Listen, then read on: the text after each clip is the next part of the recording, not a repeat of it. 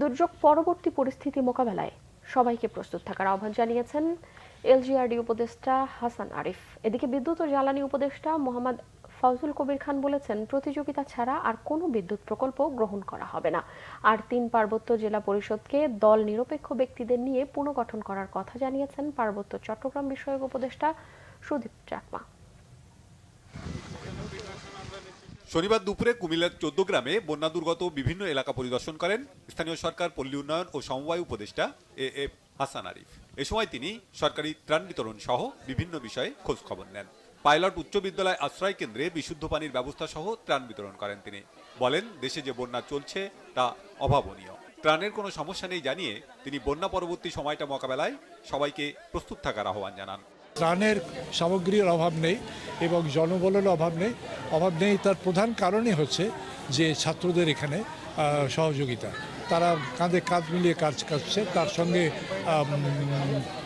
জনতাও আছে, জনসাধারণ যারা আছে, ভলেন্টিয়ার্স অ্যাসোসিয়েশন, ছাত্রর বাইরেও যারা আছে, তারা সকলে মিলেই কাজ করছে। সুতরাং এখানে আমাদের একমাত্র বক্তব্য হচ্ছে যে আমরা সকলে মিলে এই কাজগুলো করি যাতে এই দুর্যোগ থেকে আমরা সামনে এগিয়ে যেতে পারি। কিন্তু এখানেই শেষ নয়, দুর্যোগ পরবর্তী যে সময়টা আসবে, যে সিচুয়েশনটা আসবে, সেটাও কিন্তু মিট করতে হবে, সেটাও আমাদেরকে মোকাবিলা করতে হবে। এদিকে মানিকগঞ্জের শিবালয়ে পাটুরিয়ায় Spectra 35 megawatt solar power plant পরিদর্শন করেন বিদ্যুৎ ও জ্বালানি উপদেষ্টা মোহাম্মদ ফাউজুল কবির খান। পরে সাংবাদিকদের তিনি বলেন, আগে খাতিরের লোককে প্রকল্প দেওয়া হয়েছে এবং বেশি দামে বিদ্যুৎ কেনা হয়েছে। সরকার এখন নবায়নযোগ্য জ্বালানি উৎপাদনে গুরুত্ব দেবে।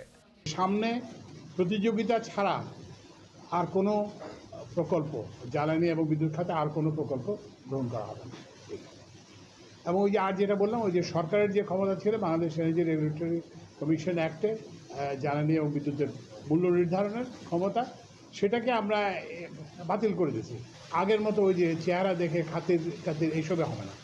আপনি প্রতিযোগিতা করবেন, আপনার যদি দাম কম হয়, আপনার যদি হয় মানে আপনার ইয়েটা যদি ভালো হয়, উন্নত হয়, আপনারা যেটাকে বলি ভ্যালু অফ মানি, আমরা যেটা প্রতিযোগিতামূলক এভাবে সেটা আমরা করব। অন্যদিকে রাঙ্গামাটি জেলা প্রশাসকের কার্যালয়ের সভাকক্ষে সুশীল সমাজের সাথে মতবিনিময় করেন পার্বত্য উপদেষ্টা সুপ্রদীপ চাকমা।